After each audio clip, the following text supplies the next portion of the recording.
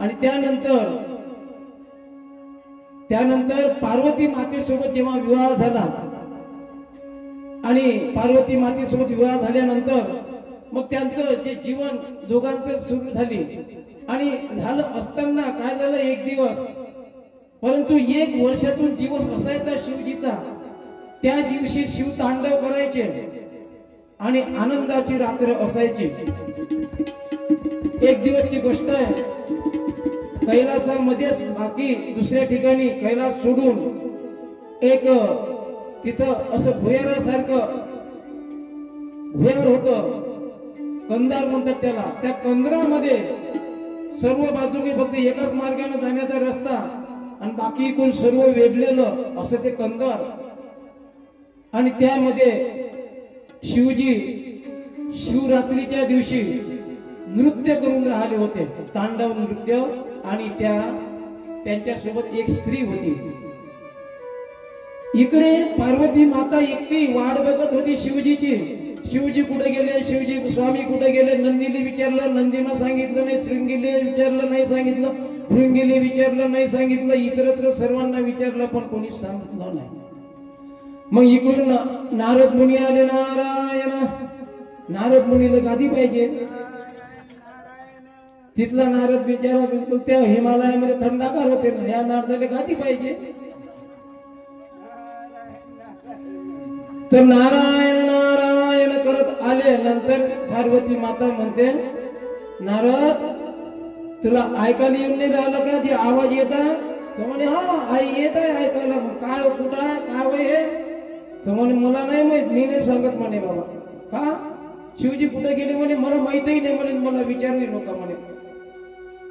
ह्या आवाज कशाचा आहे मला माहित नाही म्हणे। आता नारदाने सर्वच माहिती होतं, पण नारदानं जर जेव्हा सांगितलं तर शिवच्या प्रकोपातून ते वाचणार नाही, म्हणून नारदानं आडोशाला ठेवलं। त्यांनी सांगितलं मला माहित नाही, तुम्हाला जायचं असेल तर तुम्ही स्वतः जाऊन बघा ना म्हणे। कोणाला म्हटलं? पार्वतीला म्हटलं। आणि पार्वतीला वाटलं काय आहे ते, म्हणून कुठे गेले दाव।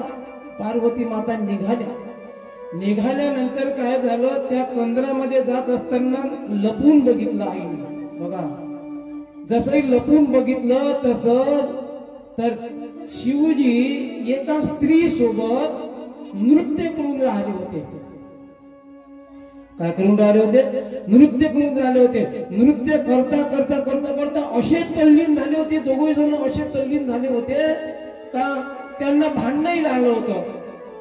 आणि माता पाहून राहिली, पाहता पाहता राग अनावर झाला पार्वती मातेचा का माझे शिव स्वामी हे पर स्त्री सोबत नाचत आहेत। जेव्हा असं त्यांना वाटलं ना, अनावर राग झाला।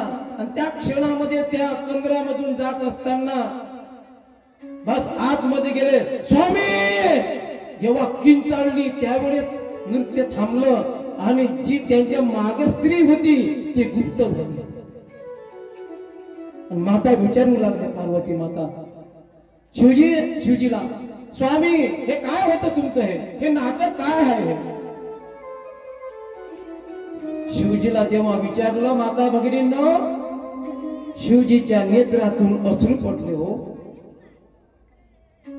का माझी ही अर्धांगिनी जिला मी म्हणतो तिनं माझ्यावर शंका घ्या, तिनं शंका करावं माझ्यावर। दुःख झालं त्यांना।